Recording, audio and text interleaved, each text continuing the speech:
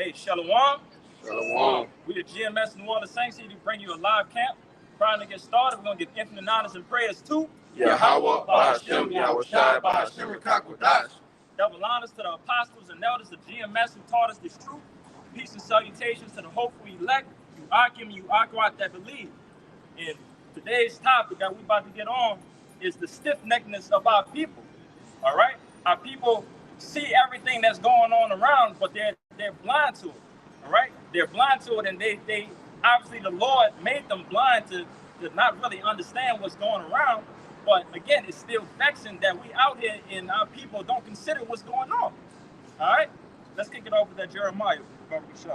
Jeremiah 8 and 7.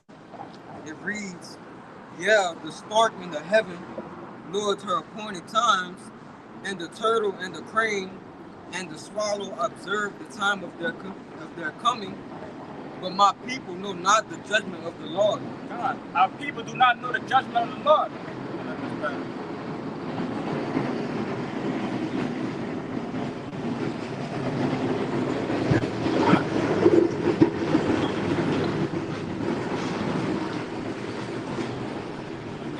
Our people don't consider the judgment of the Lord. All right. Prior to what the Lord said about our people, He named two or three brute beasts that naturally know what to do when trouble is coming.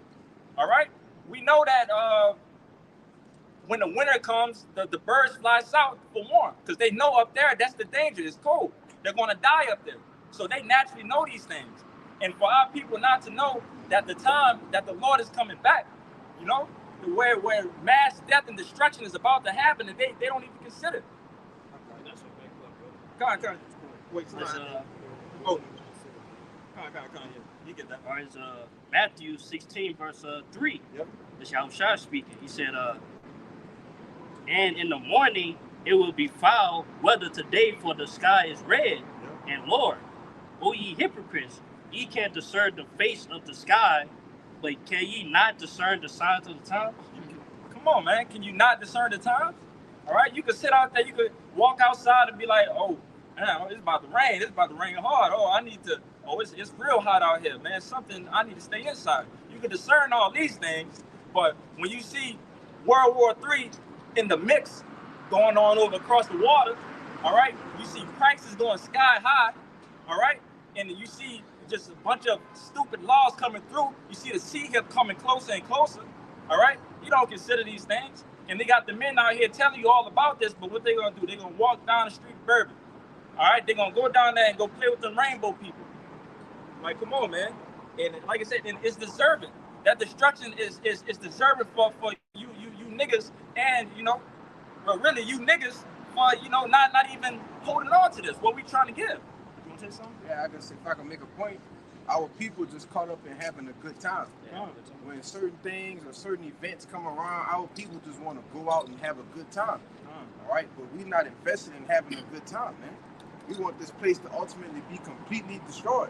You see, and that's why they'll never learn the judgment of the Lord until it's too late. You know? Yeah. You know, if I could say, hell has become an amusement park for our people. Yeah. Right? There's no. You can't go to a one of these industrial prison systems or this in any prison system, right, and have fun, okay? And that's what America is like to our people, right? As a prison, okay? There's no, it's not supposed to be fun, but our people just find a way to make hell fun. What you got out? Bring that up for me, for sure. As Matthew 24, verse 36. But of that day and hour knoweth no man, no, not the angels of heaven, but my Father only. The destruction that's gonna come about. All right, we don't have a pinpoint time on it, and that's the scary part. That's the fear that you should have. If you don't know when that thief is going to strike, the best thing for you to be is to be ready. All right, they don't say, the law doesn't say that he's going to come back June 9th exactly at 12:30. We don't know. But we know when that time comes, you need to be ready because it's gonna be mass destruction coming. Yeah, another thing too, the Lord knows Jake, man. He don't, you know, if you get a certain time period for Jake to get right, they go fuck off the whole time till that certain period of time that Lord come back. Come on. Yeah. Yeah. If I can say, all right, it's just like say if I tell this brother, hey brother, I'm gonna come pick you up to go to, you know, the movies or anything, an important date. That brother, but I say, brother, I don't have a time though. I don't know what my schedule looking like, but come pick you up.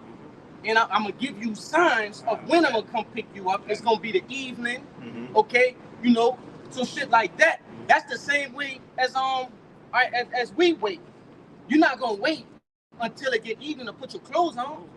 You're not gonna wait till evening to gather your bag. Right. No, you're gonna have your bag already ready. You're gonna get dressed before the evening, so whenever it comes, right, you're ready. Yeah. Whenever I say, hey yo, I'm outside, all you gotta do is grab your bag and you ready to rock. That's the same thing.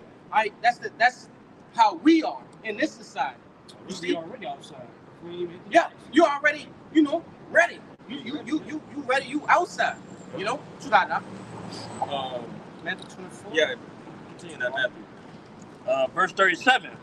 But as of the days of Noah were, so shall also the coming of the Son of Man be.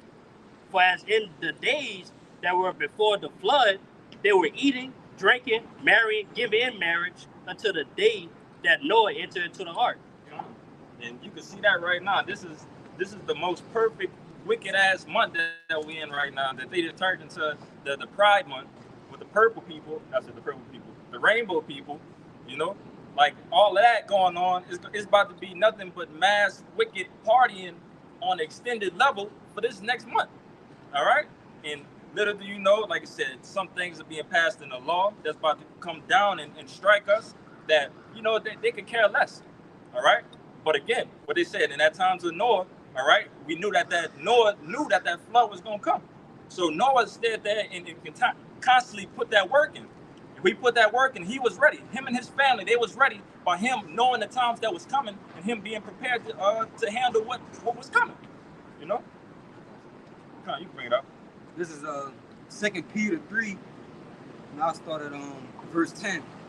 It says, but the day of the Lord will come as a thief in the night, in the which the heavens shall pass away with a great noise, and the elements shall melt with fervent heat. The earth also, and the works that are therein, shall be burned up. Seeing then that all these things shall be dissolved, what manner of persons ought ye to be in all holy conversation and godliness, looking for and hastening unto the coming of the day of the Most High, wherein the heavens being on fire shall be dissolved, and the elements shall melt with fervent heat.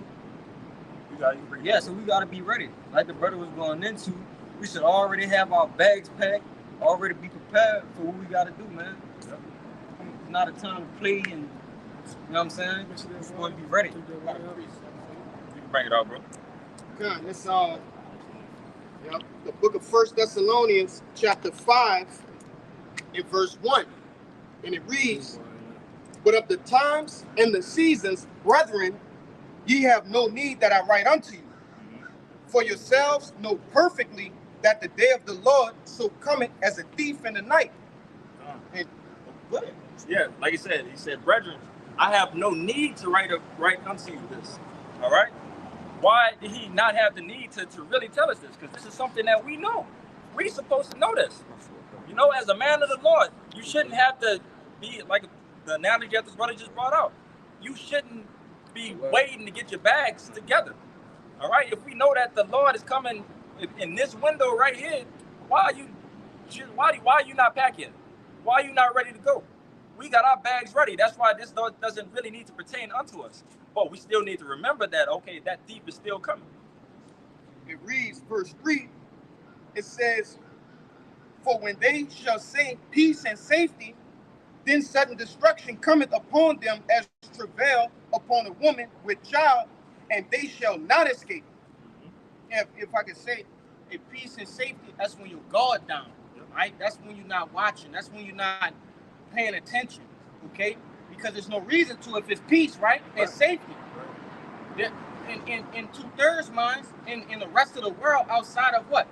Okay, the people are you got your preppers, okay, the men of the Lord, right? Even certain of these other camps, so you can't exclude them too, right? But they have some sort of inclination that something's gonna happen, but other Other people, they don't understand that there's an enemy, there's a threat. Right. Right? That's not outside the door, but inside. You see?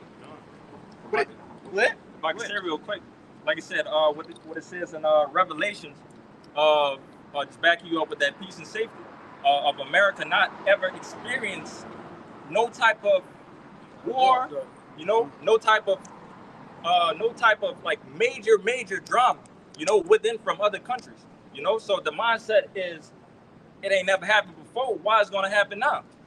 All right. Yeah, because they're comfortable in their tents. Yep. Here, the Esau have broken down the people so much to where they're so comfortable, but they don't even know what's getting ready to hit them. Mm-hmm. All right, how you standing on a train track, but you got somebody standing next to you saying, "Oh no, trains never gonna come," but then they get out of the way and you get hit by a train. All right, that's the same thing that's getting ready to happen with the people in this society, man. You see? Go ahead, bro. These people don't even know that they own a train track. Exactly. They just think they, in an open field full of lilies and flowers and good things. All right, but we actually, like the scripture said, we in the valley of the shadow of death, man. All right, we in the way of death. But I'm gonna keep going. If I can say this too, beloved. Hey, it says, as travail upon a woman with child, and they shall not escape. All right. Hey, the same thing. You have when a woman is pregnant, she don't know the exact time. She don't know. She might have 9 months, but you have what? You have children that are born before time. You have children that are, longer than 9 months. That woman don't know when she gonna have birth, when her water gonna break, right? When the baby is coming, and that's likened unto the Son of Man coming back to the face of the earth, man. Right? But this verse 4 it reads, "But ye brethren are not in darkness, that day should overtake you as a thief. Ye are all the children of light and the children of the day. We are not of the night nor of darkness." Right? Hey, because what? We have these scriptures, okay, to light the way. To be that light at the end of the tunnel for us. You see? Other people, they are in the dark. They have no way out. This is our only way out. What it reads. Go ahead. If I can say it, the only way to escape is through this. That's right. That's the only way to escape. It's either you're going to get hit with a nuke, all right? You're going to get destroyed by a chariot, or you're going to get beamed up to one, man. Yeah. The truth shall make you free. Yeah, the truth shall make you free. You got it, though. Con, this verse 6, it reads, "Therefore, let us not sleep as others do, but let us watch and be sober." How do you watch and be sober? Okay, through the different news medias. All right, hey, even just conversating with brothers, okay, about current events, current topics, right? And of course, watching and matching the scriptures with secular history, with what's going on in the world. That's how you watch and be sober, right? It reads, let me verse 7, Salakia. "For they that sleep, sleep in the night, and they that be drunken are drunken in the night. But let us who are of the day be sober, putting on the breastplate of faith and love, and for a helmet the hope of salvation. For Yahweh hath not appointed us to wrath, but to obtain salvation by our Lord Yahweh Shah Mashiach." Right? And it said, hey, putting on the breastplate of faith, okay? We have faith that this place is going to be destroyed. You see? That's where your faith should be, okay? That the nuclear missiles are going to hit. That Yahweh Shah will return. That all of these prophecies that are written therein will come to pass. That's where your faith should be, right? It says, "And for a helmet, the hope of salvation." All right? That's what was protecting our La'ah. You see, the hope of salvation. If you're not hoping for salvation, what are you doing? Damn. Yeah, you're damned. And you're in a road of what? Destruction. But that's it, beloved. Y'all got it. This is the book of Jude, chapter 1, verse 7. It says, "Even as Sodom and Gomorrah and the cities about them in like manner, giving themselves over to fornication and going after strange flesh, are set forth for an example, suffering the vengeance of eternal fire." Fine, now get in NLT. In NLT, it says, "And don't forget Sodom and Gomorrah and their neighboring towns, which were filled with immortality in every kind of sexual person," Salakia, sexual perversion, Those cities were destroyed by fire and served as a warning of the eternal fire of the Most High's judgment. God, served as a warning. And where are we right now? We are in spiritually Sodom and Egypt. All right? And these people, the 2/3 of our people, the heathen, they're all doing that. All right? They're in too deep with this wickedness that they don't see nothing else. All right? They don't see nothing else. They don't see no other way out this thing, man. All right? So if they can't really see, they're going to continue to just wax worse and worse. Come on. You can bring it up. This is Isaiah 1. I'll start at verse 2. It says, "Hear, O heavens, and give ear, O earth, for the Lord Yahweh hath spoken. I have nourished and brought up children, and they have rebelled against me." Verse 3. The ox knoweth his owner, and the ass his master's crib, but Israel doth not know. My people doth not consider. Yeah. Now, I just want to say this. All right, when you start to get into the different animals that the scriptures speak of in particular sections, right? In that section right there, when you if you start to go into, all right, what is an oxen? All right, what is the temperament? All right, how smart are they? The same with the ass. All right, you're gonna understand that those are two of the most hardest creatures to get to do work. They're stubborn, right? They're hard necked, they're stiff necked. You see, and that's the Lord is likening the 12 tribes of Israel, our people. All right, you so-called Negroes, Latinos, and Native American. He's comparing you to oxen and an ass, which is an ass is a donkey. Go ahead. But he said they know. Yes. They know. Even though they're the hardest, they're the most stubborn animals. They know. They That's still right, know. As hard and as stubborn as they are, they still know their owner and their master's crib. No. Oh, go ahead. I would say, but yeah, Jake, they don't know they slaves. Like we'll play Jake think they still free in America, man. Yeah, it says they doth not consider either. But I'm gonna finish. If I could say real quick, right? Because I deal with the animals and things of that nature. When the owner of an ass or oxen called out to him, he coming. But when a stranger called out to him, he don't come. He don't even cooperate just the slightest. So going into what the Lord is saying right there, you got it. We're gonna go into it a little more. This is verse 4. It reads, "A sinful nation, a people laden with iniquity, a seed of evildoers, children that are corrupters. They have forsaken the Lord Yahweh. They have They have provoked the Holy One of Israel unto anger. They are gone away backward. Why should ye be stricken any more? You will revolt more and more. The whole head is sick, and the whole heart faint." No, hold that. And when you go into that word laden in the online etymology, it goes into being loaded or weighed down. You see, Israel is weighed down with iniquity, loaded with iniquity. You got it. Like I said, what they mentioned at the end, that the whole head is sick. All right. So with this sickness right now that is going on with our people, and everybody's at the common agreement of this is that we just need to cut them off, get them out of here, just kill them.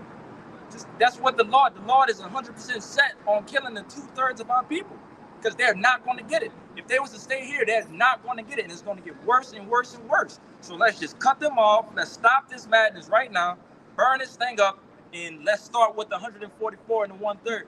All right, we're going to have that new batch that's going to come in, and they're going to produce nothing but seeds of righteousness. All right, that bad batch needs to be cut off. Yeah, like the man Cameron said, man, you got to get reincarnated. Come on, just need to get reincarnated. They got another verse that's going to go into the point that you just made. This is Isaiah 1 and 9.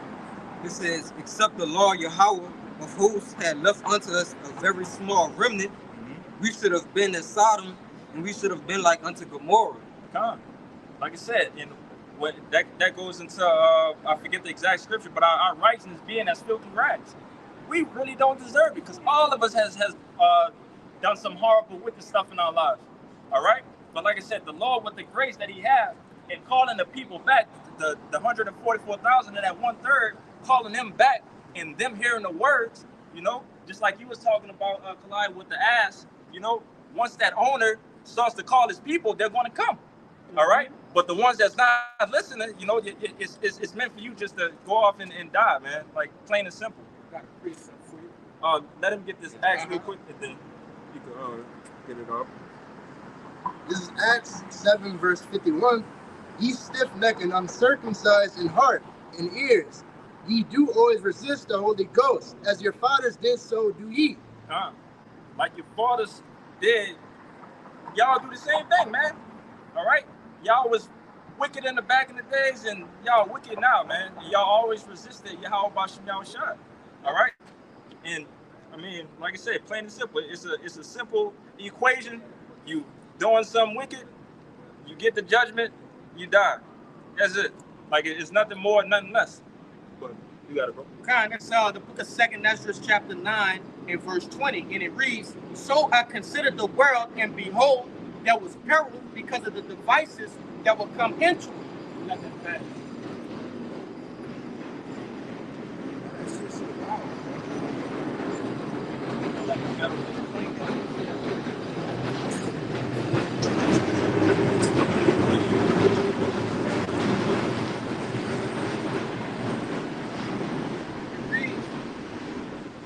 And that word devices can go into actual devices, philosophies, ideas, right? The whole nine. All right, what we started out with. It got the whole Pride Month shit. That's a wicked device. That's a wicked idea. You see? Because what? It's a tool used to do what? To weigh Israel down even more. It's Go ahead. demonic.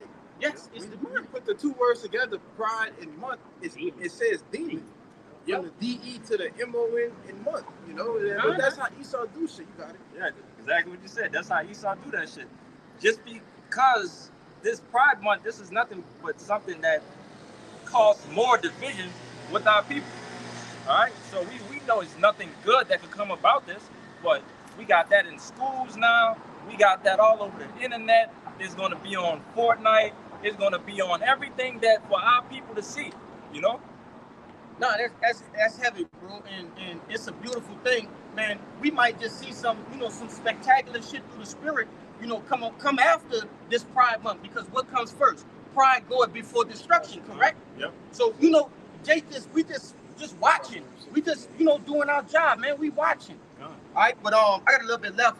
Going backing up what you said. This is verse 21, 2nd Ezra 9 and 21. And I saw and spared it greatly, and have kept me a grape of the cluster and a plant of a great people. What did the Lord spare greatly? All right, ultimately, the elect of Israel. You see, 12,000 from each tribe in an unnumerable multitude. All right, it reads, verse 22. Let the multitude perish then which was born in vain, and let my grape be kept, and my plant, for with great labor have I made it perfect. Right? Now that's the story of Israel and the Most High in a nutshell. We went off. The Lord always spared his small remnant, the grape of the cluster. Right? And that's the same thing that's going to happen in this time, man. You got it. Like I said, I remember some back when you was younger. Say if you only had a certain amount of toys, you always had your favorite toys that you mess with.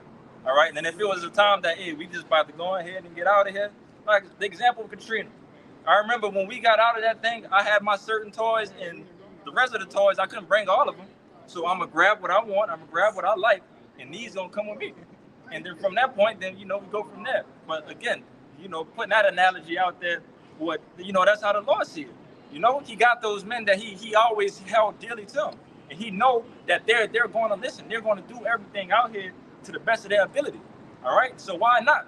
All right, why would I take care of the people who don't even think about me, who could care less about me? But we got men out here on a Saturday could be doing anything that they want, but we out here, doing the work of the Lord. But so you got something? Yeah.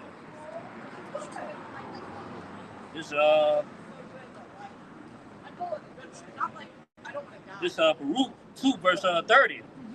For I knew that they would not hear me, because it is a stiff-necked people. But in the land in their captivity, they shall remember themselves. You got it, brother. Kind, that's right. Even though, hey, once upon a time, we was one of those stiff-necked people, you know what I'm saying? You know, but yeah, the Lord, through His mercies, He woke us up, you know? And now, we remember ourselves, we know our nationality, man. We know, our ways, man. We know the ways of the Lord. When you go up in that same chapter, the Lord also tell you that what? He was going, if they didn't listen to the law, statutes, and commandments, what He was going to do? Make them a small number, right? Yeah. Just, you know, that's what the Lord said He was going to do. Plain. He was plainly putting it there. Yeah. He also say, and shall know that I am the Lord, their power. For I will give them a heart and ears to hear, and they shall praise me in the land in their captivity, and think upon my name. And that's right. Like, now we're in the land of our captivity right now, and remember ourselves, you know, our nationality. And also, we got the true names of the Lord. Yep. You know, they're showing again, the name matter. You know, the names Yahweh Bashim Shah. You know, prophecy don't lie. Yeah, prophecy don't lie. Yeah, can't lie. Shit. Get that Jeremiah from the book for sure. This is Jeremiah 19, verse 4. Yeah, he got more. Yeah, he got more in that. Slide over just a little bit. I found it, but I was like, I don't get it. You got it. It's verse 33. And return from their stiff neck and from their wicked deeds, for they shall remember the ways of their father, which have sinned before the Lord. Yeah, like, we come back to that old path, man. That was presented to us, man, from the beginning. You know, saying law, statutes, and commandments, man. Now, we rehearsing. You know, right? Exactly. We can't have it perfect on this side. We're in captivity and we in this wicked flesh. You know, say we rehearsing right now, but yeah, we get to our kingdom. You know, say we had the law, statutes, and commandments, not everywhere, but we're not gonna go off anymore. You know, that's what we're waiting on. Like I said, and part of that rehearsal, even in the rehearsal, like I said, you do something wrong. If it was a movie or a script or something, when you rehearse, that's the time for you to mess up. All right, but we know overall what the Lord promised us is that we're going to get it right. All right, once we start to live our movie, you know, once that movie actually hit, like I said, the law, statutes, and commandments is going to be in us. All right, so we don't need to rehearse no more. All right, Con, you got it. It's the book of Judges, chapter 5, verse 11. It says, "They that are delivered from the noise of the archers in the places of drawing water." You want to break it down? You got it. Yeah. So they that are delivered, all right, the noise of the archers going into the nuclear destruction that's destined to hit this place, all right, and with the place of drawing waters, we know it represents slavery, all right, because we know we're still in captivity, all right, we know we're still under the rule of the so-called white man Esau Edom, all right, but it says, "They that are delivered from the noise of the archers in the places of drawing water, there shall they rehearse the righteous acts of the Lord Yahweh, even the righteous acts toward the inhabitants of his villages in Israel. Then shall the people of the Lord go down to the gates." All right, but that's the point. You know, we rehearsing the righteous acts. See, we trying to get it right. You know, yeah, it's gonna be slip-ups and falls here. All right, but the Lord know our heart, man. All right, He know our true intentions to try to get things as right as He can. And He gonna go ahead, He gonna reward you for that. And I got go into what you said, back up, brother. It's Hebrews 6:10. "For the Most High is not unrighteous to forget your work and labor of love, which ye have shewed toward His name, and that ye have ministered to the saints and do minister." So the Lord still see that, bro. They're still coming. Yeah. Hey, how we show our love to the Lord? Following the law, statutes, commandments. Yeah, but we rehearsing them. And you know, just to back up what the brother brought out in Judges 5:11, right? Hey, we gonna be fucking up all the way till we get beamed up, because we are not in those spiritual bodies that can't fuck up. You see? But the whole purpose of this trial period, this trial error, is to minimize as much wickedness as possible. Even in the times of Jacob's trouble, when you might be, you know, faced with eating pork, you're gonna have to say no. You don't think that that's gonna count more than when you was in the free world and you just said, "I don't want to eat pork," but had other options? It's gonna hit different, like your boy say. It hit different when you forced to eat an abomination, when you have that in front of your face and you abstain. Now I gotta still follow the laws, statutes, and commandments, even in this time. You got it. If I could say, like I said, this right now, what we're doing right now, as we was talking about the rehearse and everything, this is the practice. Like I said, this is the practice for, for us to be ready in JT. Yep. Okay? So like I said, what's more important? All right? Yeah, you're gonna mess up in practice, you're gonna get some things right. But like I said, in the game, we can't really afford to make no mistakes. We need to do everything that we could to the best of our ability at that point that we learned from practice. That's how you win the game at the end. Yep. But get that Sirach for me about the shot. This is the book of Sirach, chapter 17, verse 24. It says, "But unto them that repent, he granted them return, and comforted those that failed in patience."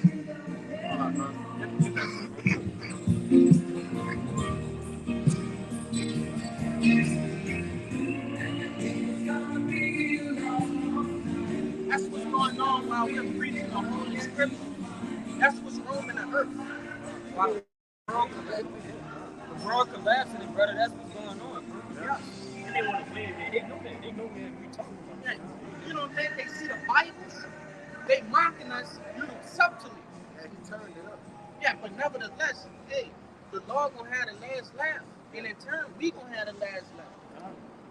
And like I said, with that just alone, what the brother was just talking about, like I said, with all this madness going on, this is obviously a device of Esau, what you was going into, to keep everything on what you would think would be happy, happy, pride, that's this month. That's the energy of this month, and that's what Esau Edom wants to keep you in that state, keep you in that dumbed down state. All right, but back on the regular scheduled program. It's back in Sirach chapter 17, verse 24. It says, "But unto them that repent, he granted them return, and comforted those that failed in patience. Return unto the Lord and forsake thy sins. Make thy prayer before his face and offend less." Yes. The Lord has again allowed us that return. All right, He allowed us that return, man. And what we've just been going into for the past 10 minutes or so, like I said, to offend less. We know that we're not going to get 100% things right, but the things that you can hold, you do that. All right, you do that to the best of your ability. That's what offending less is. Okay. Verse 26, it says, "Turn again to the Most High, and turn away from iniquity. Yeah. For he will lead thee out of darkness into the light of health, and hate thou abomination vehemently." Vehemently, get that word from the Bible show. But ultimately, like you said, the point of it is turn back, man. Turn back. The Lord, and offend less. The Lord is sticking his hand out for you to come back, man. Come back and like you said, come to the light. All right, we saw the light already. We see it. We know that it's coming back to Yahweh Shemel Shah. We know if that we was to go anywhere left, we're going into straight darkness. We're going straight by these getting the same judgment of these rainbow people. The 2/3 if we go back to that darkness. All right, it should be a no-brainer. But like they're saying, common sense is not too common to people. All right, if we see that mass destruction is about to happen and there's a way out, we're going for that way out. We're not trying to sit here and party. All right, we got a little bit more time before the house burned down. Let's go ahead and let's bring the drinks, bring the booze, whatever, bring this and that. Let's just hold this down for a little bit more while we got a little bit of time. No, if you got that little bit of time, let's head to that exit and let's get there as fast as we could. All right, but That's now this is the same verse in the Good News translation. It's Sirach chapter 17, verse 26. It says, "Return to the Most High, turn away from sin, have an intense hatred for wickedness." yes. And don't the Lord hate the abominations that be done in the midst thereof, man? All right. And if we are his sons, all right, brothers with Yahushua, the kings of righteousness, are we to hate the same things that the Lord hate, man? Exactly. You see? And which why we come week in, week out, as the brother been alluding to, prophesying the downfall of this place and telling you all of the wickedness that you're doing is getting ready to be done away with, you guys. And like you said, that's how you feel about your women. That's how you feel about your family, your brothers. All right? If I'm not rocking with that, then we not rocking with that. All right? It's not going to be the case that, all right, I'm completely against that, but you don't. Let it slide. Yeah, I'm gonna let it slide because just because he don't like it, that don't mean I ain't gotta like it. Nah, man, we one body. We move as one. All right, we move as one. And if if the Lord not rocking with it, we not rocking with it. All right, the Lord with it, we with it. But you gotta. That's it. I got you another piece of brothers got other stuff. Y'all got something down there? I got you something. Oh, you got that? You brought that Jeremiah. Bring it. Jeremiah 19. This is Jeremiah 19:4. Because Yeah, no, 4. this is Jeremiah 19:4. Because they have forsaken me and have estranged this place and have burnt incense in it unto other gods whom neither they nor their fathers have known, nor the kings of Judah, and have filled this place with the blood of the innocents. Right there. Hold that right there. Like I said, our people, they've gone to strange gods, man. All right, they've gone to straight wickedness. You know, they worship the women out here. They worship the bag out here. They worship all these other things that is not going to save them in that day. Everything you're not supposed to. All right, and like I said, it's a recompense for it. That's blatant disrespect to the Lord.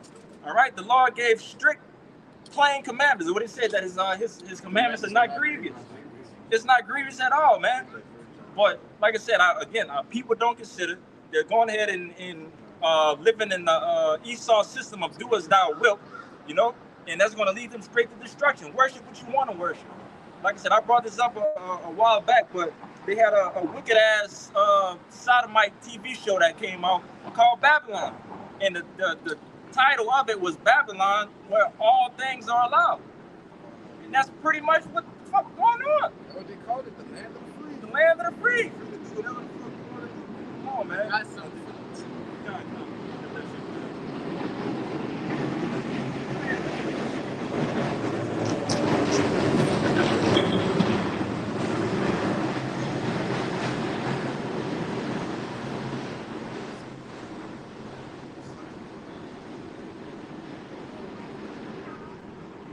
I got a free.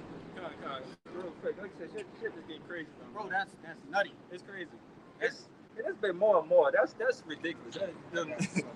Like the elders say, them bull daggers, bro. Like it's the brother, to see them grow beards now, bro, and to put like, brother, it's crazy. Like, on their chin and knee. oh, And I'm a fully grown man. They trying to like Cisco, man. brother, Cisco had that thing blinded out, bro. Like it's wicked. But like I said, we in Babylon, right? Do as thou will. Go if you wanna call yourself a tree, you're a tree. If you want what's that? What you say? The saying like my pronouns.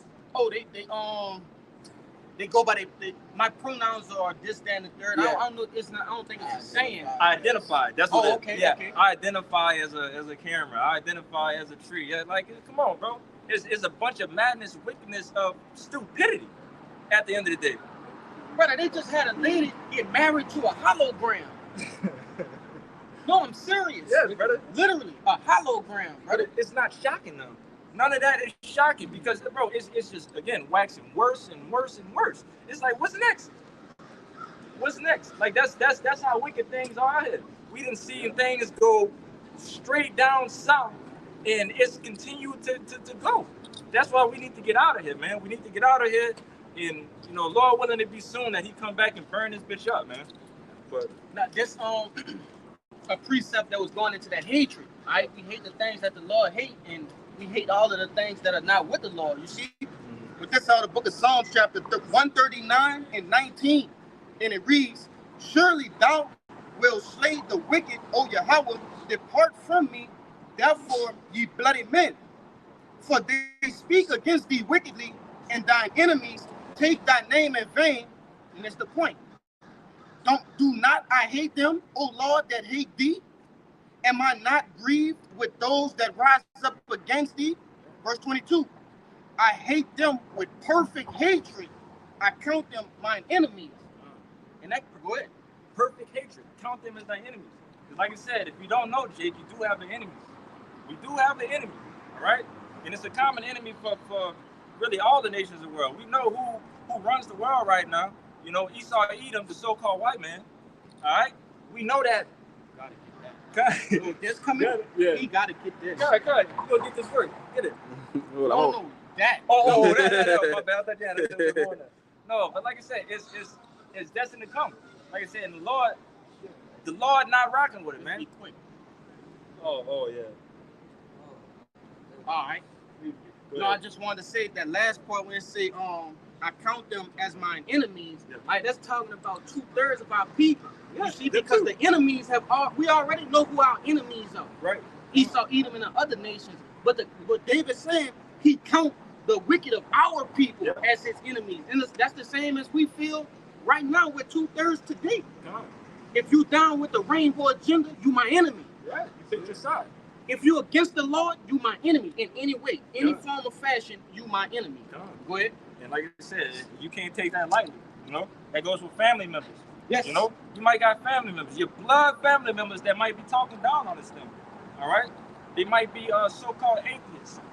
You know, and if they ain't rocking with it, they doing all this wickedness and BS.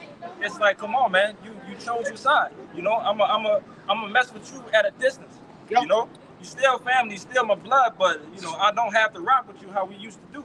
All right, because again, you chose your side of the rope, and I'm gonna be on my side, and I'm gonna stand on what I'm standing on, and you gonna stand on what you standing on, and see what's gonna happen at the end. All right, get what you got. It's like This is Sirach 15 and 13. The Lord hated all abomination, and they that fear it, Yahweh Shem Shai, love it not. And the Lord hates all these abominations, all the wickedness that's going on in this world. Sodomy, Pink City, all these sort of things, Pride Month, all these things need to go out and get burnt up out in this world. That's the only way. That's the only way, brother. But, I got you something. Because say what you said again, brother. The Lord hates what? The Lord hates all abomination. Hates all abomination. all. This is the book of 2nd Esdras, chapter 15, verse 5. It says, Behold, said the Lord, I will bring plagues upon the world, the sword, famine, death, and destruction. For wickedness had exceedingly polluted the whole earth, and their hurtful works are fulfilled. Thus said the Lord, I will hold my tongue no more, as touching their wickedness, which they profanely commit, neither will I suffer them in those things in which they wickedly exercise themselves.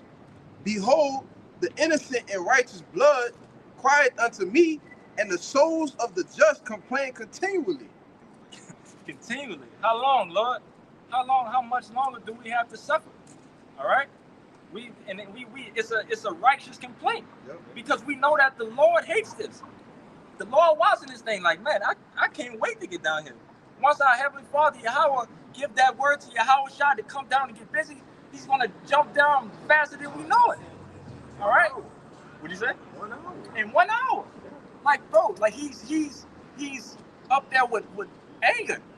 Mad, crazy anger, man. And it's righteous anger that needs to come down that we're calling for. We're not on his side.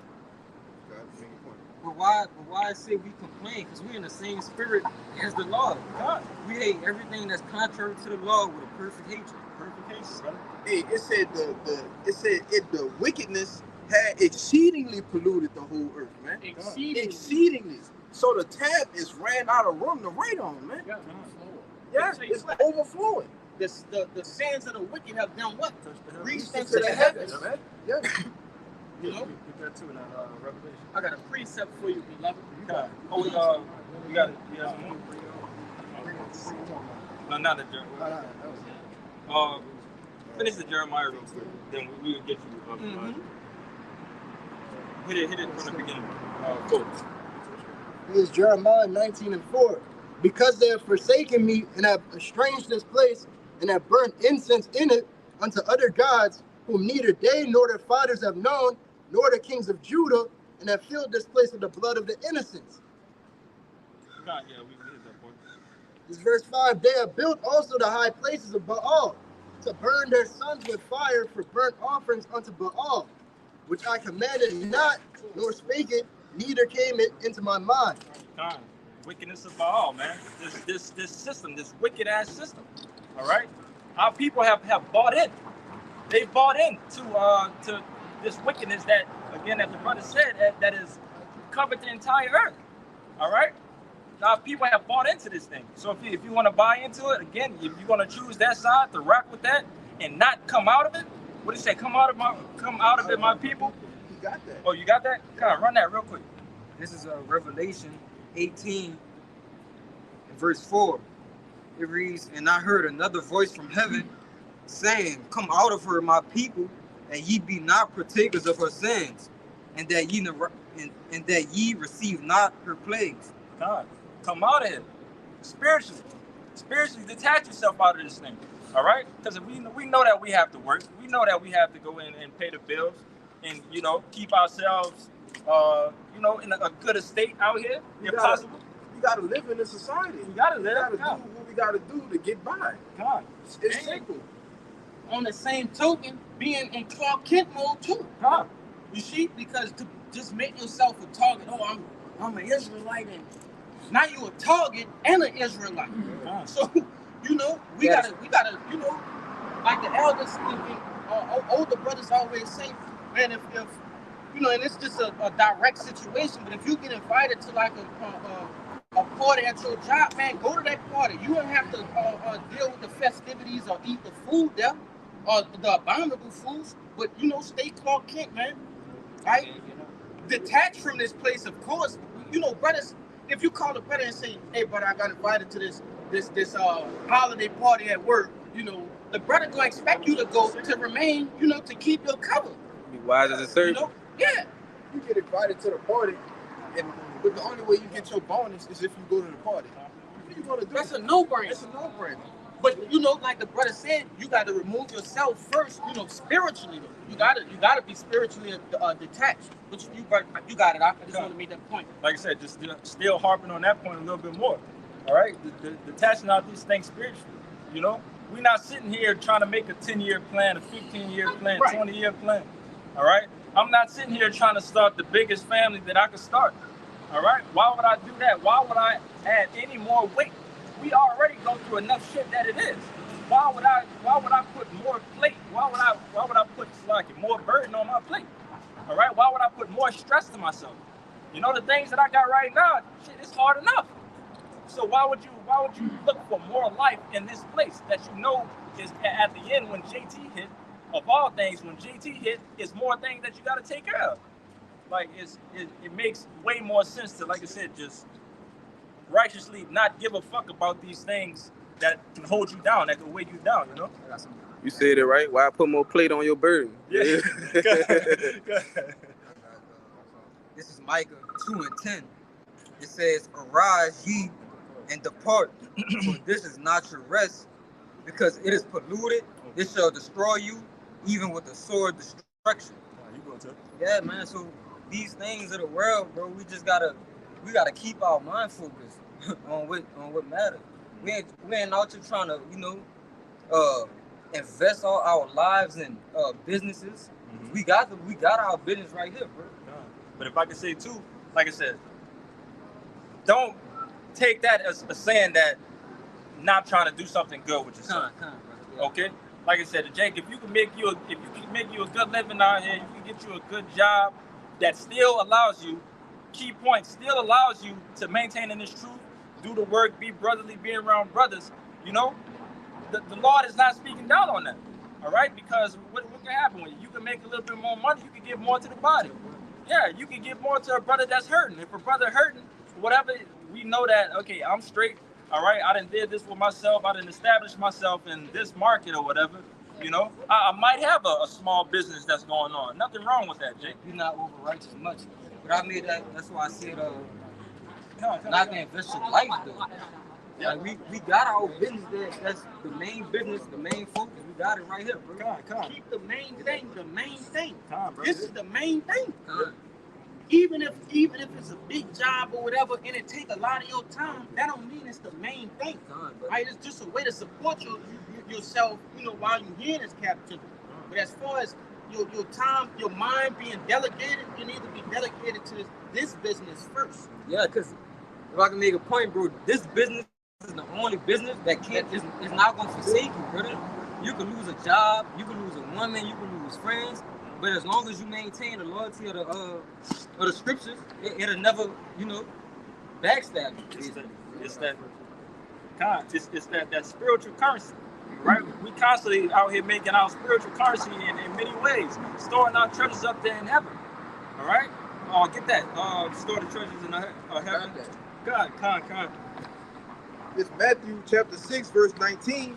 It says, lay not up for yourselves treasures upon earth, where moth and rust doth corrupt, where thieves break through and steal, but lay up for yourselves treasures in heaven, where neither moth nor rust doth corrupt, and where thieves do not break through nor steal.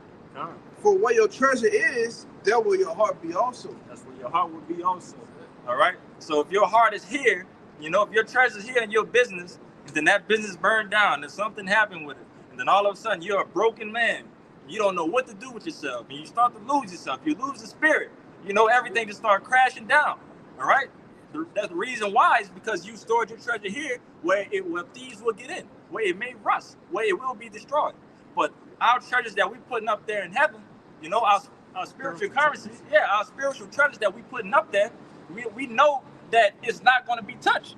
The Lord has got our bank account sitting up there constantly racking up the more that we do this work. The stock, as the elder always said, the stock is low right now. And we just buying and buying and buying. Brother. Yes. So when things change, the paradigm shift happen, we're going to have an insurmountable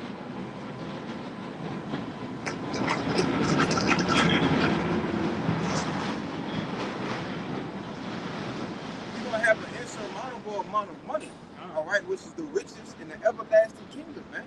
But hey, if I can, we get your precept right after this, brother. But like I said, when we telling the stories to our grandchildren while we in our kingdom, when we're in our kingdom telling our grandchildren the story, they're going to want to know how.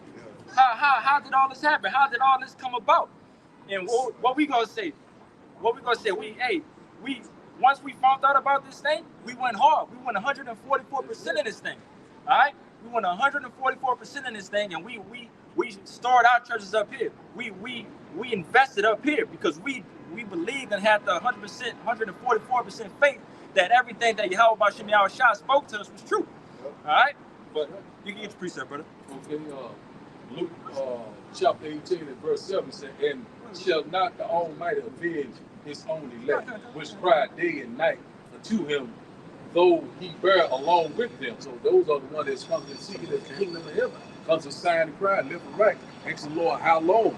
It says in verse 8, it said, I tell you that he will avenge them speedily. Nevertheless, when the Son of Man cometh, shall he find faith on the earth. He shall find faith on the earth. The elect, the house of David, true believers in y'all, by Him, I was trying to one that comes to sign and cry, left and right. You know what I'm saying? Down with Babylon the Great. We're ready to get out of this nightmare. That's why the Lord said, come out of her, my people. This is not your rest. Yeah. Kyle, we can get that nigga. Get you a quick point. You can break that down. This is 1 Corinthians 7, verse 31. And they that use this world as not abusing it, for the fashion of this world passes away. Basically, you're supposed to use this world, use it to make your daily bread and all those other sort of affairs in your life, but don't abuse it. This place is gonna be destroyed at the end of the day. Lord's don't get caught up in it. Yeah, don't get caught up. Use it to your advantage. Because some of the things in the world that we use, it help us serve the Lord, bro. Yeah. You need a job for your daily bread, have a car to get the back and forth to camp videos, a place to stay. So these things do help. So that's why we use those things. Like I said, if I can say real quick, like I said, we had a little talk before this thing, man. The elders pretty much telling us, hey, take care of yourself. If you got the ability to take care of yourself, take care of yourself, man. We not out here just mutting around. If you making your daily bread, you got a little something on your side. Take care of yourself. Have a good time to keep yourself, in that stable state. But like the brother said, keep the first things first, though. Okay? But we want to word abuse in the Greek. It means they do too much. Excessive use. Yeah, excessive use. We're not supposed to we used to where we do this and do that. But they're not supposed to do too much of it. Get caught up because in the day, said the fashion of this world passing away. This place is collapsing before our very eyes. So you're not supposed to invest in this place. But the best ain't the place to come. Yeah, Hey, see where your 100 Con, in that Micah 2:10, brother, it said, this is not your rest because it is polluted. Absolutely, yeah. There's nothing good could come out of this, bro. And it said it will destroy you. Even with the Sword sword destruction, Nah, man. bro. You can't make this up. Come on, bro. Brother, do that sound like somewhere anybody want to rest? Why would you want to rest then? Do you know that's the opposite of my favorite one in that second address, where rest is allowed. Yeah. You know, that was damn. Slacking. Yeah, slacking. It's like it. It's in my mind. Go ahead, I got something to just back up the point. This the book of Sirach, chapter 37 and verse 27, and it reads, "My son, prove thy soul in thy life, and see what is evil for it, and give not that unto it." So, basically going into what the brothers was talking about, hey, we can use the things of the world, but don't abuse it. And there's also certain things you have to try your spirit with. Certain shit don't resonate with certain men's spirit because it'll overtake them. Right? And if you see yourself starting to slip, that's the start of you starting to abstain from that. You gotta start. That's your cue to abstain from it. Oh man, it got me slipping up on my reading. It got me slipping being communicative with brothers. It got me slipping, with praying. Those are the things that you use to identify what's good for your soul. But it reads, verse 28, "For all things are not profitable for all men, neither hath every soul pleasure in everything." All right, so that might be something that this brother can do, whatever it is. It could be drinking, it could be dealing with women, it could be playing a game, shooting pool, whatever. That might be all right for this brother because he caught up to everything else. He can manage. He can continue to read. He can continue to be brotherly. Okay, he can make it to camp on time. All right, but that might not be okay for me. It might take me out the truth. So that's why I said it started out, prove thy soul.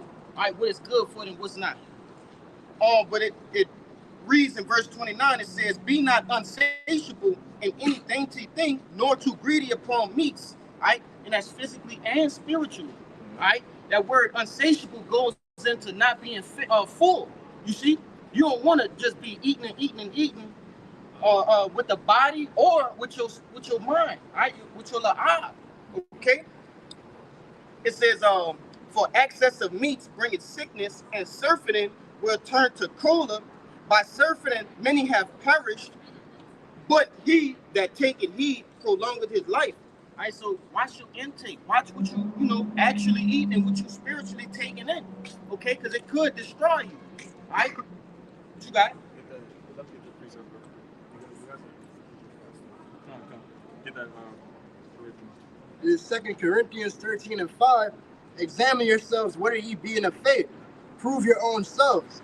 Know ye not your own selves how that Yahushua HaMashiach is in you, except ye be reprobates?" Question mark. Like you said, examine. You gotta examine. That's just something daily that we all should be doing. Okay? And like I said, if anybody knows you, you know yourself the best. Okay? And again, that's the spirit that's the older conversation that we just had. You know yourself. You know what you gotta do. All right? Speaking to myself first and foremost. I know what I gotta do. But it's the examination, it's that process of working. Working towards it. Because like I said, it's not gonna be easy. Okay? It's not gonna be easy. That's a part of the battle. The biggest battle that we have, that battle of fighting ourselves. All right? We know that the lust is a crazy demon. My bad, I said the lust. The flesh. Looking in the man in the mirror. You can also say too the lust of the world. That's some things that you gotta put that in check. All right. I can make a point, bro. Bro, what are we doing if we're not trying to better ourselves as men of the law, bro? Like, if you in the body, you coming out. If you're not keeping your mind on the things of the scriptures.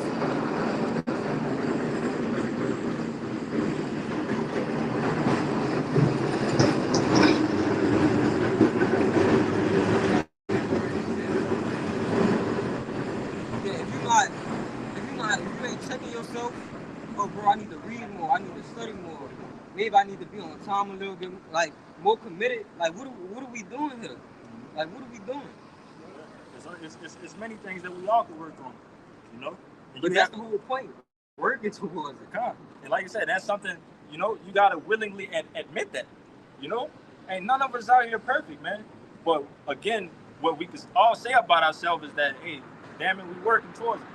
You know, we don't want to be, you know, stationary in this thing. You know, you always want to be. Every day is a new day, man. You want to take that step forward. You always want to try to take that step forward. You know. I got some. I got that word. Examine. Get that. It's the word examine in the online etymology. It says to put someone to question in regard to knowledge, competence, or skill, inquire into qualifications or capabilities. It says to inspect or survey something carefully, to scrutinize, view or observe in all aspects with the purpose, that's the point, view or observe in all aspects with the purpose of forming a correct opinion or judgment. Got it? Like I said, just overall, just that examination, man. You got examination from all levels, you know? You got to step outside the box for a minute and sit back, you know? Like the brother just said, man, you got to look in the mirror. Look at the man in the mirror. You know everything, again, you know, kind of going around in circles with it, but you know everything that's wrong with you, man. Okay? Get that Matthew for me, brother. Because Matthew 26, verse 41, is how Shah speaking. Watch and pray, yet ye enter not into temptations. The spirit indeed is willing, but the flesh is weak. Like I said, man, we gotta beat that flesh down. You know, that flesh is a monster. Don't get it wrong. It's not gonna be an easy battle, but again, that's a part of the battle. You know, us being soldiers of Yahweh Shah Mashiach, we know what comes with this battle. All right, but like I said, the main thing is to keep on fighting, man. Beat that old man.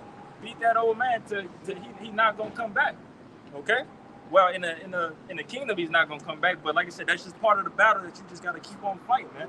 They tell you in Colossians to mortify thy members. You go into that word mortify means to put to death, man. All right, but I just wanted to make that point.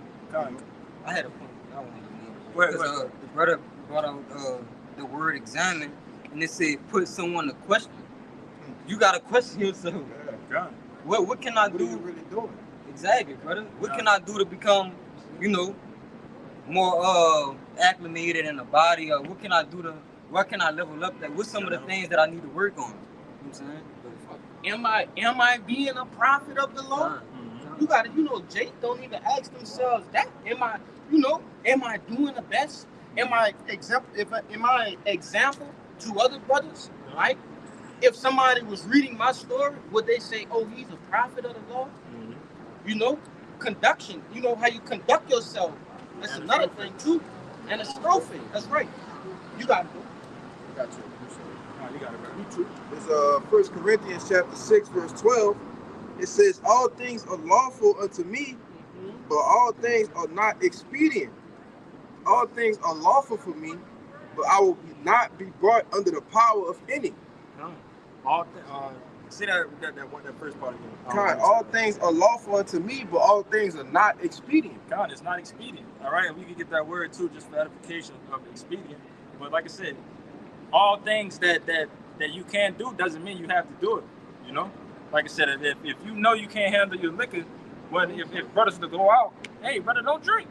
All right, you're gonna cause more harm to yourself. You might cause more harm to the body. You know, just because you're doing something that's lawful, but you're taking it too far, and you yourself cannot handle it. All right. Same thing if it goes with the women. All right. Yeah, it's lawful to have multiple women, but at this point in time, why would you want to put that much trouble on yourself? You know, you know what comes with it. It's God. You know exactly what comes with it, and you know again, it's going to add more stress. It's going to add more work to yourself. But like I said, then all of a sudden you're going to catch yourself wavering because you're not focused no more. You got too many things going around. And Bible Shot, you still got that one about the busybody? We bring that up for me real quick, Bible Shot. It's the book of Sirach, chapter 38, verse 24. It says, the wisdom of a learned man cometh by the opportunity of leisure. The opportunity of leisure, your downtime.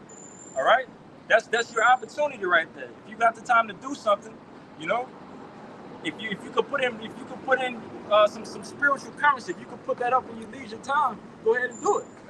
All right. It says, but he that had little business shall become wise. He that has little business, you know, and exactly how do you have little business? You know, not putting too much on your plate. All right, you know what you can handle. Again, going back to that, you know yourself. You know what you can handle, man. So why would you put all this on your plate and you know you're not gonna eat all this food? You're just gonna waste it and destroy yourself, man. And that's going back to, you know, what the brothers had brought out in Micah and the other scripture. I forget which one it was, but I separate yourself from this place spiritually, right? Hey, a man of the law shouldn't be all over the goddamn place, you know, doing whatever. You know what I mean? Just out doing whatever, doing shit off impulse. Wait, Yeah, because we young men, all right, brothers like to do different things, as you was alluding to earlier. All right, if I like to go to the club, I'm not gonna go to the goddamn club every Friday and Saturday of the month, man. All right. If I like to go out and have a nice time, yeah, it's lawful, but everything ain't expedient, right? And which the brother wanted me to get the word, but it basically means profitable. All right. The things that we're doing in the world is not really profitable unto us at all. All right. If it don't pertain to the scriptures, all right, building yourself up to be a better man of the Lord, all right, trying to become a better teacher, all right, a better reader, all right, a better brother, okay. All that other shit don't even matter, man. All right, it's not really profitable to you, all right, because at the end of the day, this is what's profitable, all right, doing the work, all right, doing the will of the Lord. You see, like I said, at the end, it's gonna show. Yeah. All right, it's gonna show.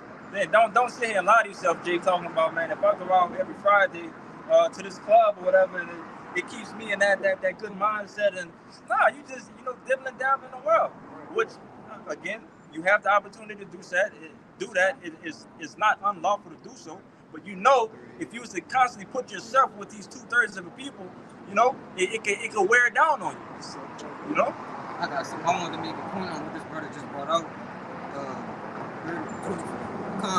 It's Sirach 38 and 24.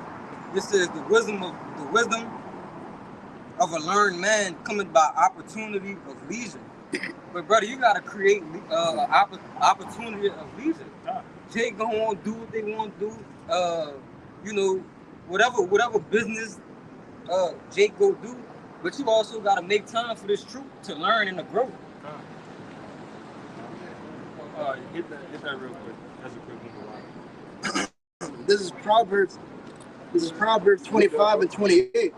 He that had no rule over his own spirit is like a city that's broken down and without walls. And what's that wall? You know, that wall, that protection of a city. Yep. Okay, that's the main purpose of a wall. So if you don't have rule over yourself, what it says? You're not walking the street. He is like a city that's broken down without walls. You have no protection.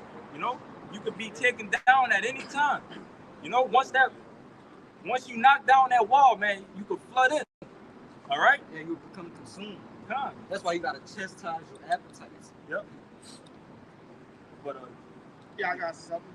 And just to back up with that, brother, hey, spiritually fasting, right? Fasting from certain things that might, you know, take your attention. And look, sometimes if a brother don't have enough strength to do that, the Lord will put you in a situation to make you fast from that, to realize, oh, I need to stray away from this. You know what I mean? But this is the book of Baruch, chapter 4, and verse 28. Damn, the mosquitoes. Baruch 4 and 28. For as it was your mind to go astray from Yahweh, so being returned, seek him 10 times more. All right, so work harder, all right? We already didn't have enough fun, all right, in our Babylonian life. You didn't have enough fun. You don't supposed to get in the truth and want to do more fuckery. No, you should want to realize, all right, I need to lessen the fuckery and get down to business, all right? Doing, you know, little shit, shooting pool or whatever. Yeah, that's cool. That's fine to, ease your mind or whatever. But you have to have a balance, and the balance is doing more of the work than of the world. You see? If I can add to you, like I said, that's part of cutting off the world. Once you cut off the world, things are going to get way more and more beautiful for yourself. All right, because like Easier to serve the Lord. it's going to get easier to serve the Lord. All right, if you wanted to go ahead and go step and go do something, like I said, it's summer. The summertime they kicked in already. All right, if brothers want to get together, let's go to the beach. We can go do that. Let's go have some fun. All right, but we know while we're there, something spiritual is us being together. What it says in that Matthew, when two or more together, the Lord said, I'm there. Yeah. All right, so we know that even if we was to go out there and have fun together, being part of the body, we know that spiritual things are still going to come out of that. We're going to keep each other locked in the midst of us having fun. All right? Come on, you got it, brother. This is the book of Sirach. I forget about you. This is the book of Sirach, chapter 18, verse 30. It says, "Go not after thy lusts, but refrain thyself from thine appetites." You got it. Yeah, the things that you intake, the things that you eat. All right, it's not literally talking about the physically eating. All right, it's talking about the desires of your soul, the things that you like to do. All right, the things that you once liked to do in the world, you have to refrain yourself from that. All right, you have to stop doing that. You see, because when you get caught up in doing those worldly things, something is bound to happen, man. All right, and one of the first things that you should have at the top of your head is that the ministry be not blamed. But it says, verse 31, it says, "If thou givest thy soul the desires that please her, she will make thee a laughingstock to thy enemies that malign thee." You see, so if you give yourself over to these things, all right, it's ultimately gonna make you a laughingstock, man. All right, it's gonna embarrass you. Why? Because this is what you desire. This is what you went after. All right, and you knew it wasn't right at the end of the day, which is why you're supposed to have a temperance with it. You see, you're supposed to work in a balance, man. The discipline. That's right. It says, "Take not pleasure in much good cheer, neither be tied to the expense thereof." And that's plain. That's plain. You got it. I got something to back you up. This 1 Corinthians 13 and 11. It says, "When I was a child, I spake as a child. I understood as a child. I thought as a child. But when I became a man, I put away childish things." And that's a part of becoming a man, chastising your appetite, refraining from your appetite, and doing the things that you need to be focused on. And that's part of growing. Yeah, if I can make a point on that, because as a child you do certain things, but then you get punished for them. Right? So it's likened unto the Lord chastising us, all right, punishing us, right, when we go through different trials and tribulations, all right. But overall, as you grow up as a child, all right, you start not to do the same things that you used to get punished for, man. As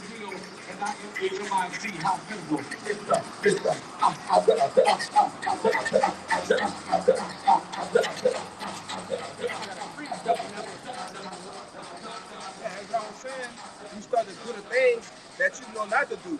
As they say in the world, what? You know better, you do better. But you got it. You have one, right? 1 John 2 and verse 15 said, "Love not the world, neither the things that are in the world.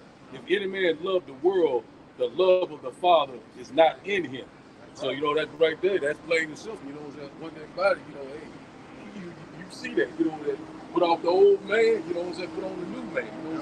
This gospel being hid to them that are lost. It's lost. Verse 16 it said, "For all that is in the world, and the lust of the flesh, and the lust of the eyes, and the pride of life is not of the Father, but of the world." That's why the Lord said the wisdom of this world is foolishness to him. So you're not seeking the Lord, you're seeking them.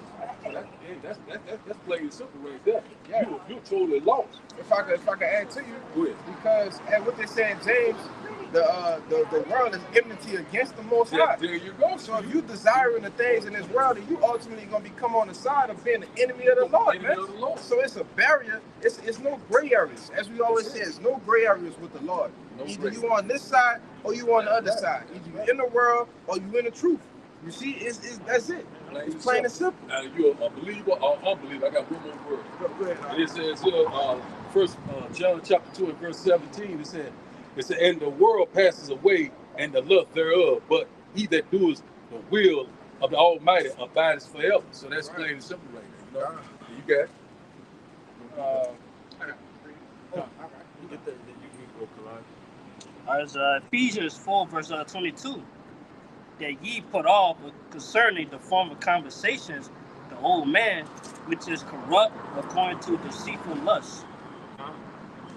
Putting off that old man that we mentioned earlier. Okay? That old man has to be put away. He's always gonna fight back. And again, it's called a fight for a reason. All right? Punches is gonna be, you're gonna throw some punches and punches are gonna come at you. It's how you're gonna, act.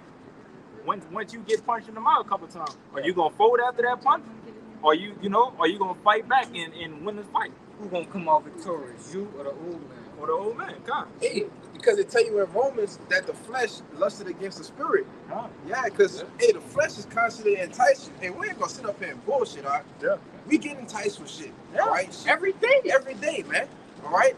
So it's a constant battle. That's why I'm gonna have to get it. Romans. I'm gonna have to get it. You got it though. Y'all got it. Yeah. That's the book of Ecclesiastes in the Bible, 7:7, and it reads, surely oppression maketh the wise man mad, and a gift destroyed the heart. Right? And I brought that out for a reason. Okay, so treating yourself is a gift. You see? Going to different places and that's a gift, man. You see, and it destroyed the heart if you do too much of it. Excessive. Yeah. And another thing, Jake should be pissed off when they're going, to these different places and different outings to the point where you don't want to be around faggots. You don't want to be around whores. Right? You shouldn't want to even be rubbing elbows with the heathen. You know what I mean? So it should be very seldom that you're going out to these different places. Right? And it's something that has to be exercised. That's not something that Jake could just do, automatically, because brothers' spirits are different. You know what I'm saying? And it also comes with trial and error. Right? It's a lesson, that has to be taught to individual people. Right? Jake might have been a party boy in the world, didn't mind being around people, but now you have to understand what come with that. Right? And that's why I brought that out, because that shit should piss you off, man. Definitely.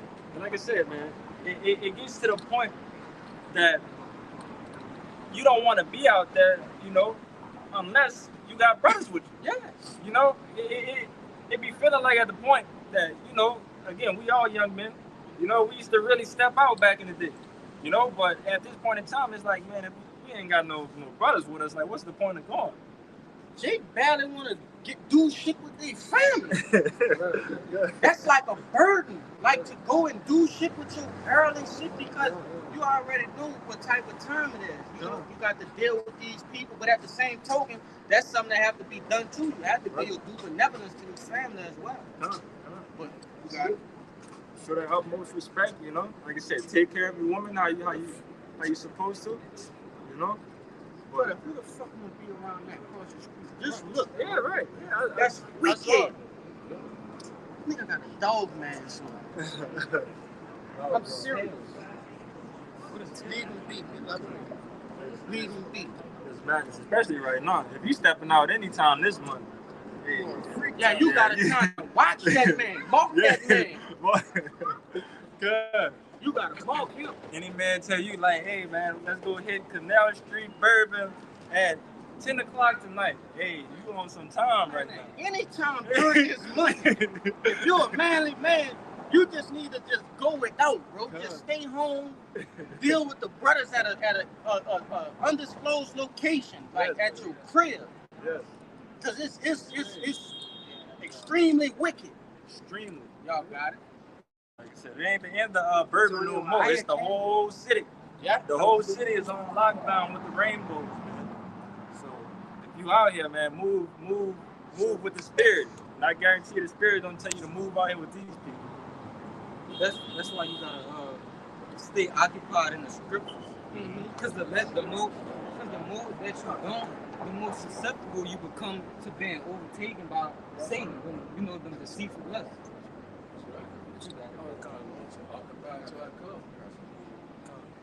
Oh, walk with him. Come. Yeah, I was about to tell him, but get the Corinthians. Like for sure. This is 1 Corinthians 9, verse 25. And every man, and every man that's striving for the mastery is temperate in all things. Now they do it to obtain a corruptible crown, but we an incorruptible. Like I said, you temperate in all things. And get that word, Baba Shah, temperate. You know, I know it's along the basis of being well balanced with the things that you need to. Discipline. Yeah, discipline. You know, but I just want to see if we got anything more detailed in it. But like I said, we do it for an incorruptible crown, but the 2/3 and the wicked, you know, they do it for a corruptible crown. All right, they do that. Like I said, we right now in the NBA finals right now. They got them a chance to give them a ring. That's not going to mean nothing in the kingdom. You know, All this shit gonna pass away. God. But when we working, when we striving for those spiritual treasures, there's nothing you could do with them. God. Oh, got Sirach 40. I think it's Sirach 41. Basically, I can get in my sword. Talk very real quick. I got my read it again. This is 1 Corinthians 9, verse. It's 1 Corinthians 9 and 25. And every man that striveth for the mastery is temperate in all things. Now they do it to obtain a corruptible crown, but we an incorruptible. Because basically, like these people in the world, these professional athletes, and you know, these people that do things in the world, they suppress themselves for certain things, but we, being in this truth, we have to go and suppress ourselves even more from this world. We have to go and satiate our appetites to go and obtain the kingdom, the incorruptible crown. You see, and the crowns that we gonna get is gonna be everlasting, man. As the brother was alluding to, the things of this world are all gonna pass away. You see, they are all corruptible. All right. Even when you get what they call the so-called big leagues, man, all of that shit is satanic and it's demonic. All right. When you get into the rap industry, all right, and you so-called make it, sign your deal, well, you got to do something strange for that, man. You know, do something strange for a piece of change, man. But those are corruptible things, man. The things, the reward that we're gonna receive is incorruptible, all right, and it's gonna be everlasting. You got it. Immortal. This is the Sirach. Sirach 41 and verse 12. It says, "Have regard to thy name, for that shall continue with thee above 1,000 great treasures of gold." God, have regard of your name, man. All right, like I said, you want your name to be under the person that was chasing that corruptible crown or the incorruptible crown. All right, because at the end, it's going to tell and it's going to make a difference of what you was doing. Okay, it ultimately, like I said, how do you want to be remembered? You know, that's how this thing's going to play out. How do you want to be remembered? And it's going to go into It says, verse 13, "A good life had but few days, but a good name endureth forever." Good name endureth forever, man. All right, Sirach 44 and 1. Like I said, a good life have a few days, but a good name endureth forever. You know, you could sit out here and then go ahead and chase the bag, go ahead and chase the ring, try to go chase as many women that you want out here. You know, be pimp of the year. Go ahead and be pimp of the year. But are you gonna be remembered of that, of being lost at the end of the day? That's how you gonna be remembered. Exactly. Being a nigga, he did all these things. He had all this fun. He traveled all around the world. Just to perish. You know, he's done this more than everybody. He's had him a good life out here. Damn, that man had a good life. But once that new kingdom starts, it don't mean nothing. You just fucked around all your time doing nothing. You know, at the end of the day, you thought you was doing something, but you did nothing. You're going to be ashamed. And you're going to be ashamed. All right? You want to say something, Bishop? Yeah, because our people have the mindset of a YOLO life mentality. All right, or you only live once. No, the things that you do in this life come towards your next. Yep. You see, and we in the last reincarnation, man. All right, brother, we don't see ourselves, all right, being on the younger side of the Akim as 45, 50, Neither do, 60 years, 20, 30 years down the line, man. neither do we want to. Neither do we want to. All right, you didn't say that, you know. But the bulk of our generation has the mindset, oh, I need to go do this, I need to go do that, I need to go do this, I need to live a good life. Like you said, a good life is just for a few days. God, If I could name it, endure forever. God, it's funny because that's something that my family be trying to get on me with. It's like, man, you ain't got no children yet. You gotta give me a grandchild. I need a grandchild. We gotta keep the name going. And I'm like, bro, like that's gonna slow me down for the most part, you know. And it's not expedient. You know, yeah, I could do it. I could go start me a big family right now. But it's gonna cost, you know. I make enough money for myself, and I'm gonna hold it that way. It was myself and the Akim. You know, that's my family right now. You know, just like how Yahweh Shah said, y'all are my family. So who is my mother? Yeah, who is my mother? You know, God, it's y'all. So like I said, whatever I'm doing it for myself, and I'm doing it for y'all. You know, but like I said, it's just funny to constantly hear that of like, you know, why aren't you investing more into the world?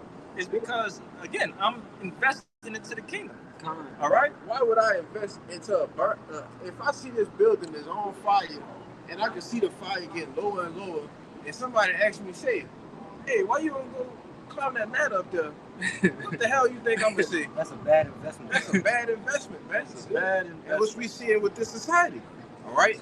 This society is clearly collapsing. Man, this place is just circling the drain, man. All right, the toilet bowl. You see, and as long as Esau want to prolong it and put it off, it just ain't gonna work, brother. All right, you got it, though. Yeah, so you're gonna hit 41, 1 through 3, and then you're gonna jump to 7. So hit 1 through 3. I got a quick one. This is Sirach 44, verse 1. It says, "Let us now praise famous men and our fathers that begat us. The Lord hath wrought great glory by them through his great power from the beginning. Such as did bear rule in their kingdoms, men renowned for their great Salakia." I'm gonna read that verse 3 over. This verse 3. Such as did bear rule in their kingdoms, men renowned for their power, giving counsel by their understanding and declaring prophecies. Those men, you know, we are those men, you know, that's been putting that work in, you know, and it's like I said, it's going to be something that's going to come of that. Like I said, the work that we putting in is not in. So like 1 second, brother. Everything that we doing right now is not going to go in vain. Okay, it's not going to go in vain. It's going to be a reward, you know, and that's what we're reaching for. We're reaching for that reward. We're working towards that reward. They got more in this chapter to go with that too, bro. Come on. This is verse back in that Sirach 44. Start at verse 7. It says, "All these were honored in their generations, and were the glory of their times. There be of them that have left a name behind them, that their praises might be reported. And some there be which have no memorial, who are perished as though they had never been." Stop right there. Let it marinate a little bit. All right. Like I said, that's the difference between the 1/4 and that 1/3, you know, and the 2/3. You know, they're going to be remembered in this movie of character 1 who didn't do shit, character 2 who didn't do shit. All right. But who is this? This is 144. These are who is that? That's the 1/3 that cleaved, that clept to him. You know, the ones that believe. You know, that story is for us to get that glory. Okay. Wait, let it run some more. Yeah, it says, "And are become as though they had never been born, and their children after them. But these were merciful men, whose righteousness had not been forgotten. Yep. With their seed shall continually remain a good inheritance. And their children are Salakia, brother, I'm tripping. And their children are within the covenant. Their seed standeth fast, and their children for their sakes. Their seed shall remain forever, and their glory shall not be blotted out." That's written for us, man. That's written for us, for our seeds to get the inheritance. All right? Like I was telling you before with my family talking about the children, for me to have children, man, I don't want that. I want my children to be in the next kingdom. You know, I want them to have everything that they could desire. You know, from the work that I put in out here. You know, that's the extra push that you're doing out here. And even the brothers out here that do have the families. You know, you're doing it for your seeds right now, so you know that once you get to the kingdom, you know that they can come along with you. You know. That's it. Come on, you got it. Let's back you up. This is the book of Daniel, chapter 12, verse 2. It says, and many of them that sleep in the dust of the earth shall awake, some to everlasting life, those who did the works, those who what? Had a good name, good report, all right, kept their works to the end. And it says, and some to shame and everlasting contempt. And those going to be the ones, man, who when you had a chance to hear word, all right, a chance to do right, to get on the good graces of the Lord's side, you didn't. All right, you didn't adhere to nothing. All right, that was it. Got it.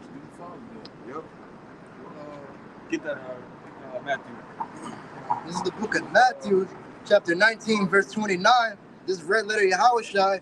And everyone that have forsaken houses, or brethren, or sisters, or father, or mother, or wife, or children, or lands for my name's sake, shall receive an hundredfold and shall inherit everlasting life. You got it, bro. Basically, all the things that we forsook in this lifetime, we're going to get it back in a hundredfold. So, what are you forsaking houses, getting a better job, prospering in this life, getting a family and all that? You're going to get that all in the kingdom. And like I said, also what the brother going into is like, all of that is going to come from sacrificing. All right? That's part of this job description. If you don't know, to be a follower, to be a disciple, to be how about Shemi Shai, you have to sacrifice. Okay? And that understanding with that is that what you're sacrificing, you know, what to some people may be a major thing. You know, they got a lot of family orientated people, and that's something that's hard for them. But the Lord is comforting your thoughts of, hey man, if you put in this work, you know, you might have some relationships that might fall. You might fall out with people, you know. But hey, it was meant to be. But just know that at the end, you're going to get all this and then some.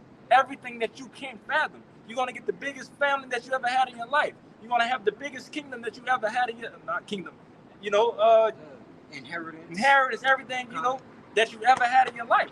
You know, that's something that you can work towards, you know, and constantly just make great and be in fullness and happiness with the 144,000. You know, with our, you know, happiness being set there in our kingdom, man. And it's never going to perish. It's going to be forever. Forever. Yes, I can make a point toward that too, brother. Everything we lose on it, I'm going to say everything that we gain, all the reward we gain in the kingdom, what we lost on this side can't even compare, brother. So it should be nothing to lose something. When you think about it. You can hit it.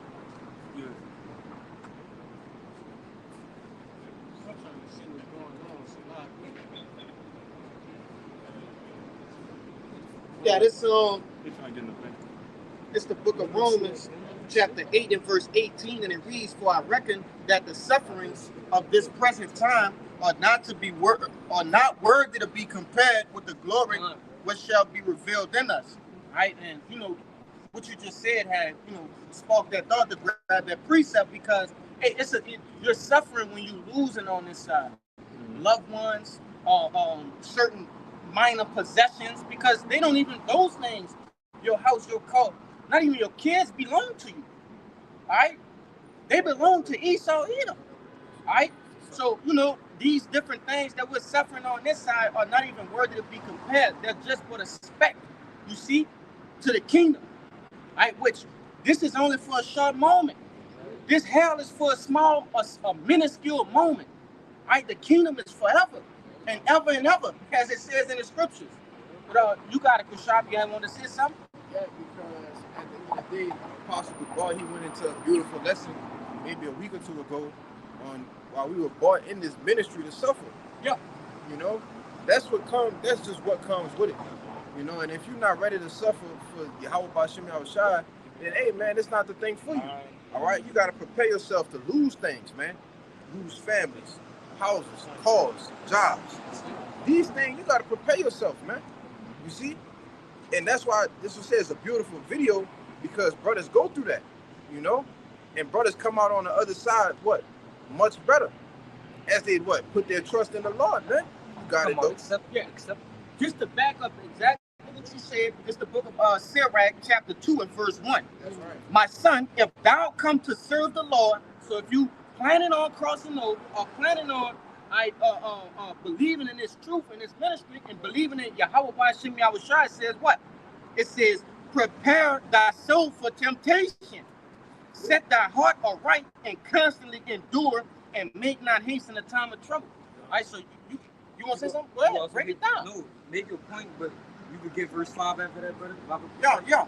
You know, and that's we in the business of suffering right now, right? Because in the kingdom, we're going to be in the business of what?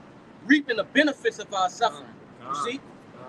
With this verse 5 for the brother, it reads, for gold is tried in the fire and acceptable men in the furnace of adversity.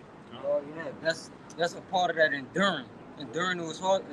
What it says, endure as a good endure hard as a good soldier, man. Yep. And that's what it's all about. It's a testament to your faith. Mm-hmm. Get this that Luke from your public shop. This is Luke 9 and 23. And he said to all of them, in this red letter Yahushua, if any man will come after me, let him deny himself and take up his cross daily and follow me. Deny himself and take up that cross. You know, we know that our big brother came down here. He came down here and suffered. You know, So he carried the cross for all of us. That's right, sir. So why you can't carry your own cross? What it said? It said daily. Daily. It ain't say sometimes or when it's beneficial. Yeah. No, it said daily. Yeah, So every day we got to carry our cross. Something, you know, like I said, it's something that you got to constantly endure. And like I said, we don't expect it to be easy, you know, but we know that's something that the Lord requires of us to do. Okay, you want to say something? Yeah, brother, it's not easy. Let me finish out.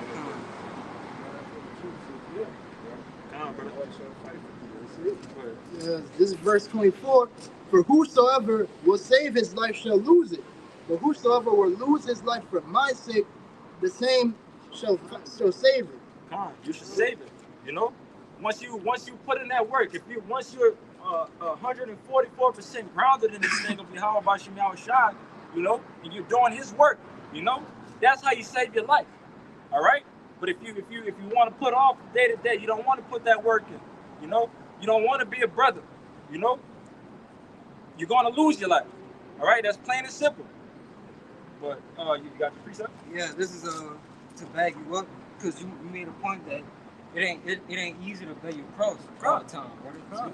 This is Proverbs 24 and 16. It says, "For a just man falleth 7 times and riseth up again." And that's a part of this thing. You gotta brother. Even though it's hard, you gotta get back up, brother. What, you just gonna give out and just, you know, you done wasted all your time? You gonna fall back into the world and ultimately be destroyed. So you gotta fight, brother. You gotta be a good soldier. It got me thinking right now.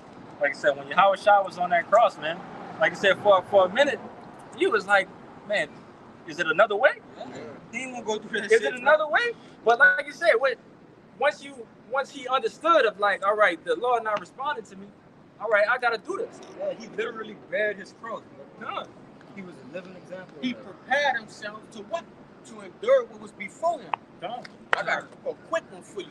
Hit it. This the book of Ezra, chapter 7 and verse 10, and it reads, "For Ezra had prepared his heart to seek the law of the Lord and to do it and to teach in Israel statutes and judgments." So the same thing that we're doing, teaching Israel statutes and judgments, you have to do what? Going back to that Sirach 2 and 1. I prepare thyself, man. Ezra ain't preparing himself for a good time.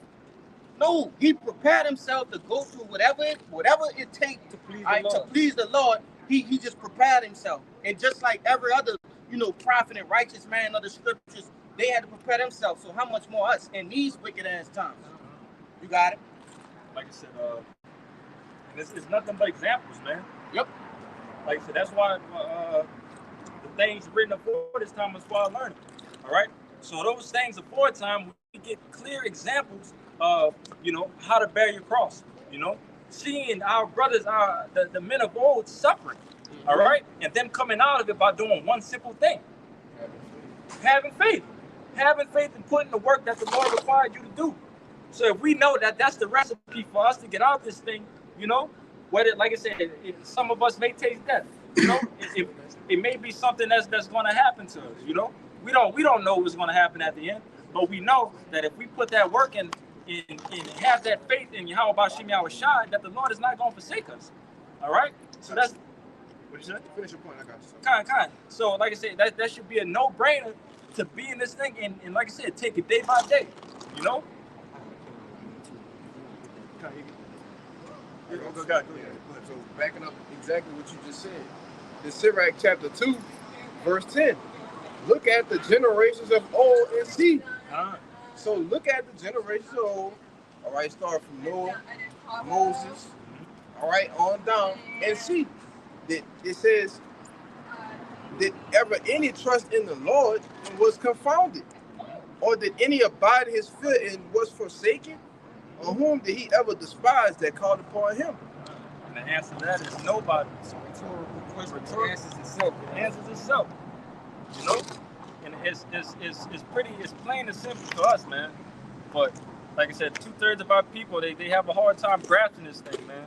And like I said, I mean, that's the Lord's will. Let the Lord's will be done. All right? We're comfortable with knowing that these niggas got to get destroyed. They're not going to get this. You know, so what is our purpose right now? Our purpose right now is to keep on reeling in the light. All right, if we still out here putting this work in, there's still a part of that 144,000. That 144,000 that still needs to come in. So we're going to diligently come out here every Saturday or any other day that we need to come out here to go ahead and wrap this thing up. Because again, we tired of being out here, man. We don't want to sit around here and watch these rainbow people walk by, ride their bikes and stuff, man. This stuff is vexing. This stuff is very vexing. All right? We long for the days that in our kingdom, when our children could go outside and play, and we won't have to see any type of wickedness from our people, because we know that the heathen's still gonna do something. We still gonna have to put a foot in their ass every now and then. But we long for those days. All right? We tired of seeing all of our people just messed up in the mind, man. But I'll let y'all brothers get on.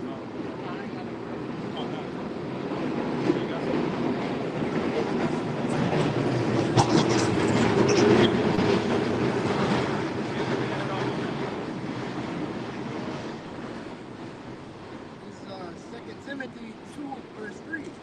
Now, therefore, endure hardness as a good soldier of Hamashiach Yahushai. Verse 4. No man that warreth entangleth himself with the affairs of this life, that he may please him who had chosen him to be a soldier. And that's the point, man. Our main purpose is to please Yahweh Bashim Yahushai. Okay? We don't entangle ourselves with any of the folly of the BS that's going on around us. All right, we got the mission statement, we got the plan, we know what we need to do. All right, so let's just work towards that thing and let's get out of here, man. You know, but if any brothers ain't got anything else, I can make a quick point. What? Yeah, it says to endure hardness as a good soldier, yep, and obey your cross. Yep. But at the same time, the Lord also gave us the medicine, which was what? The comfort of the scriptures. Mm-hmm. So at the same time, He with us making this burden light. Mm-hmm. Yeah, He gave us the victory. You know what I'm saying? So it's a thing like, no matter what, we gotta have that mindset the way we're gonna make it. No matter what, no matter how much suffering we go through, how much burden is being put upon us. You know what I'm saying? How much we in the lower state, we gonna make it. Yeah, we know the law still with us. Yeah, we gonna make it. But nah, if any brothers ain't got anything, we'll close it up. Well, we pray that this camp was edifying. Trying to get out of here, we're going to give infinite honors and prayers to Yahweh, Bahashem, Yahushai, Bahashem, Kakudash. Double honors to the apostles and elders of GMS who taught us this truth. Peace and salutations to the hopeful elect, you Akim, you Aqua that believe. Above, above, Above, above, above, above, above, above, above, above, above, above. Kwame Asherah. Kwame Asherah. Shalom.